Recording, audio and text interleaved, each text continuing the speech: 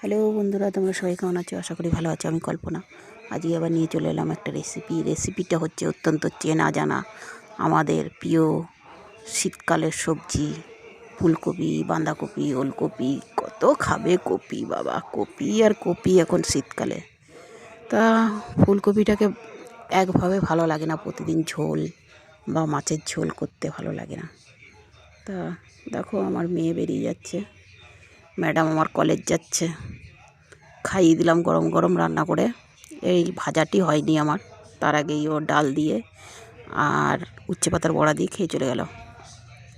তা আমি ফুলকপিটাকে ভাজার জন্য কুচি কুচি করে কেটে নিয়েছি। কেটে নিয়ে গরম তেলটাকে একটু গরম করে নিয়ে ছেড়ে দিলাম। তারপরে ঢাকা দিয়ে দিলাম। ঢাকা দেওয়ার পরে আবার ফিরে আসছি, এরকম লাল লাল করে ভেজে নেবো। আজকে পেঁয়াজ দিইনি, পেঁয়াজ ছাড়াই ভেজেছি। আর 4-5টা কাঁচা লঙ্কা দিয়েছি মাঝখান থেকে চিড়ে, একটু ধনেপাতা দিয়ে দিলাম। আর লাল লাল করে এরকম করে ভেজে নামিয়ে নেবো আমি, বাস তাহলেই হয়ে যাবে। তোমরা করে খেয়ে দেখবে, ভালো লাগে। একরকমভাবে ডিম দিয়ে মাছ দিয়ে ঝোল করে খাওয়ার থেকে এই ভাজাটা আরও বেশি ভালো লাগে। আমার কাছে তো ভালো লাগে। আলু আর ফুলকপি একসাথে ভেজে নিলাম লাল লাল করে, বাস আমি এবার নামিয়ে নেব।